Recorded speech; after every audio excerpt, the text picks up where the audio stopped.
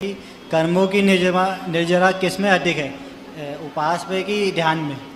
सबसे ज़्यादा कर्मों की निर्जरा तो ध्यान में होती है। ध्यान संपूर्ण कर्मों की निर्जरा करने की ताकत रखता है। बाकी उपवास आदि में भी निर्जरा होती है, ऐसी बात नहीं है, और उपवास के अंतर्गत भी निर्जरा का रूप बनता है, लेकिन संपूर्ण कर्मों की निर्जरा करने के लिए तो ध्यान ही चाहिए, क्योंकि सबसे ज़्यादा ध्यान को महत्व जैनाचार्य ने दिया।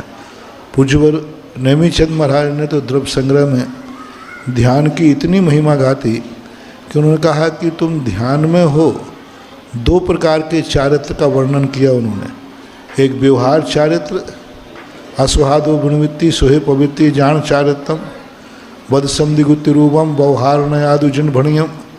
एक गाथा और उन्होंने उसके बाद कही, वैरभ्यंतर क्रिया रोहो आदि गाथा करके। तो अभ्यंतर, ये दो गाथाएं करने के बाद एक बहुत महत्वपूर्ण गाथ कही पूज्यवर नेमीचंद महाराज ने, दौन्नम पि मोक हेहु झाणे पाउणदि मुनि निमिया तम्मा पयचिता झाणम भसय झाणम।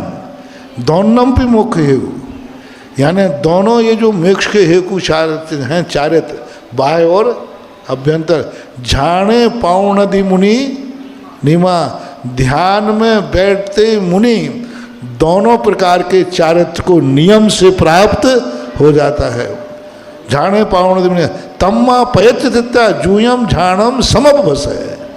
इसलिए तुम प्रयत्न चित्त होकर, क्या बात कही उन्होंने, प्रयत्न चित्ता, प्रयत्न चित्त होकर के तुम ध्यान का अभ्यास करो।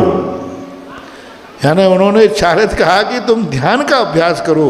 ध्यान में बैठने से दोनों प्रकार के चारित्र समाहित हो जाते हैं, इसलिए ध्यान की महिमा तो है ही।